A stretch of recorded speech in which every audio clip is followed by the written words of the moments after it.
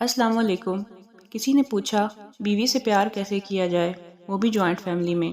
میں نے کہا بہت آسان ہے، ضروری نہیں ہمیشہ خرچہ کریں، گھر والوں سے چھپا کے کچھ لائیں، مہنگے کپڑے دلائیں، سونا چاندی لا کے دیں تو ہی پیار کا احساس جتایا جائے گا۔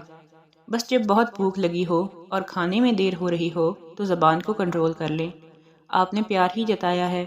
جب ماں بہن باپ آپ سے بہت زیادہ شکایت کریں تو چیخنے چلانے تانے دینے کی بجائے اسے اکیلے میں میٹھا بول کے سمجھا لیں، اپنے پیار ہی کیا ہے۔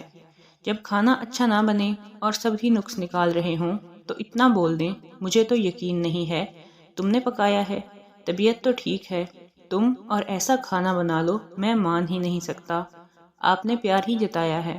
جب برتن دھو رہی ہو یا گھر کا کوئی کام کر رہی ہو تو اپنی اولاد کو اسے تنگ نہیں کرنے دیں، آپ نے پیار ہی جتایا ہے۔